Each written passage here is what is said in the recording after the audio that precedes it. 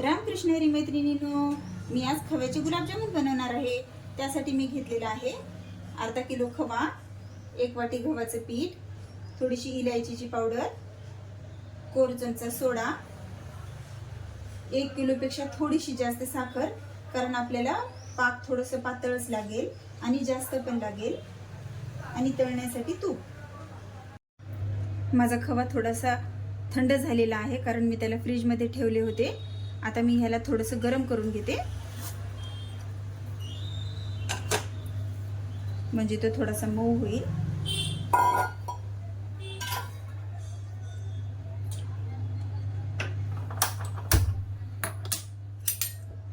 मंद आचेवर मी ह्याला थोडंसं गरम करून घेते।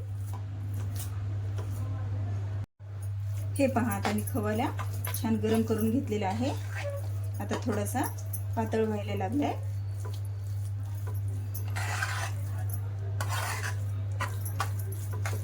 मी याला आणखीन थोडा वेळ गरम करते। हे पहा, आता आपला खवा छान मऊ झालाय। आता मी ह्याला खाली काढून घेते आणि थोडंसं थंड करते।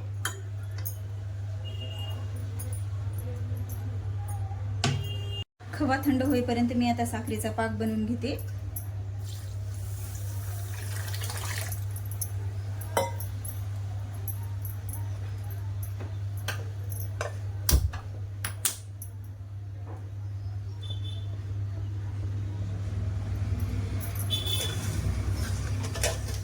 आपल्याला साखरेचा पाक थोडंसं पातळच लागेल।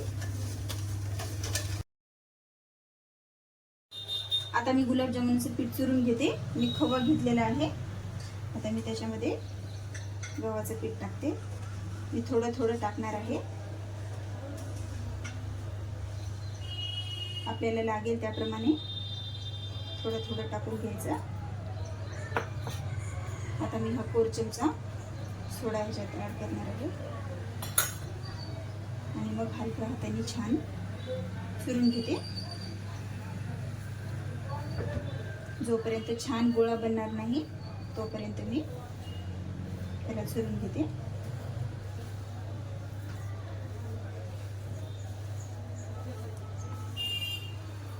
आपल्याला आणखीन गव्हाचं पीठ लागेल।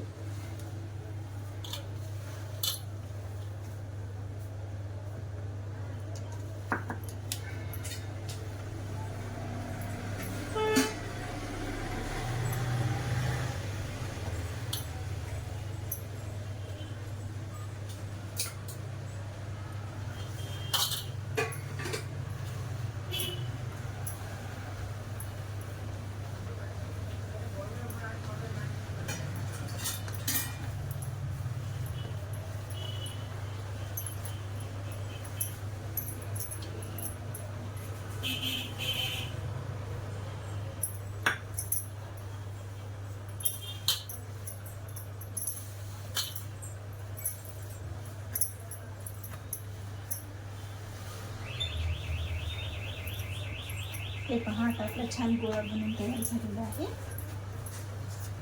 मी याला छान मऊ करून घेते।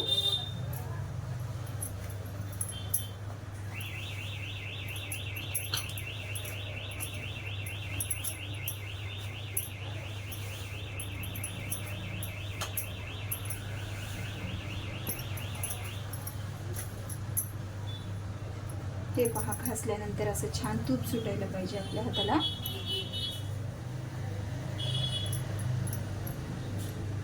हे पहा, माझ्या हाताला छान तूप सुटायला लागले। आता मी याला छान चुरून घेते।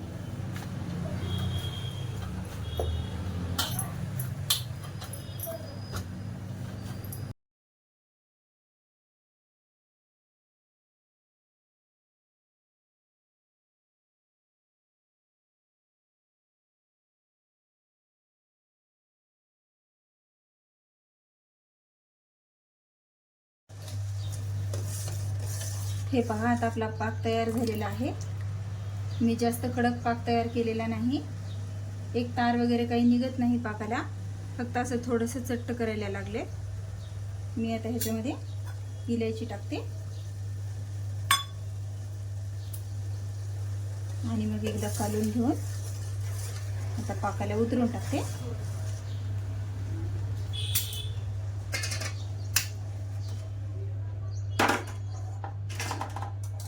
आता मी लगेच इकडे आपले गुलाबजामुन तळण्यासाठी तूप टाकून घेते.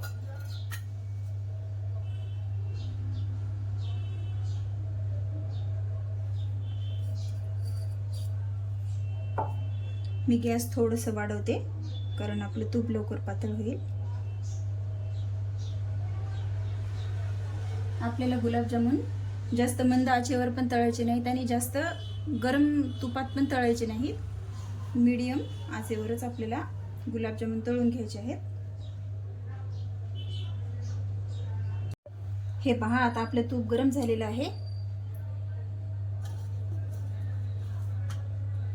हे पहा, मी या साईजचे सगळे गुलाबजाम बनवून घेतलेले आहेत. मी आता एक एक मध्ये सोडते आणि गॅस पूर्ण बारीक करून टाकते.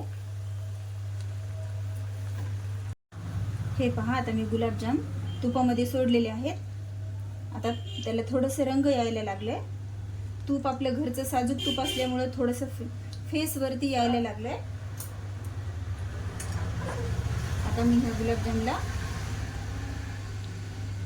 थोडंसं असं हलवते. मी झारीने ह्याला हलवणार नाही आताच, कारण ते फुटतील. हे पहा, मी या पद्धतीने असं हलवत त्याला छान तळून घेईन. आता मी गॅस थोडंसं वाढवते.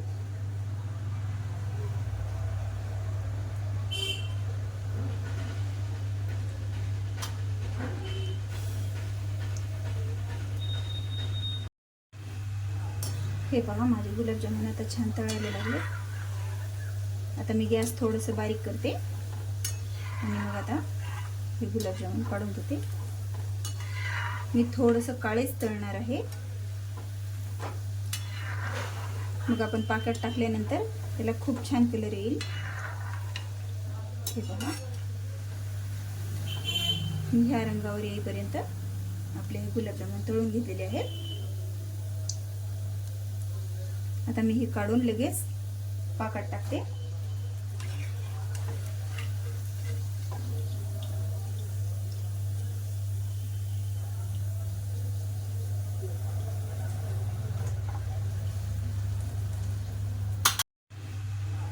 हे पहा, माझे गुलाबजामुन आता छान तळायला लागले. आता मी गॅस थोडंसं बारीक करते आणि मग आता हे गुलाबजामुन काढून घेते. मी थोडंसं काळेच तळणार आहे. मग आपण पाकात टाकल्यानंतर त्याला खूप छान कलर येईल. हे पहा, ह्या रंगावर येईपर्यंत आपले हे गुलाबजामुन तळून घेतलेले आहेत. आता मी हे काढून लगेच पाकात टाकते.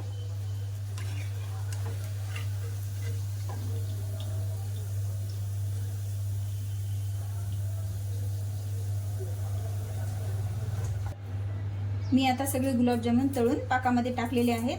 आता मी ह्याला झाकून ठेवते.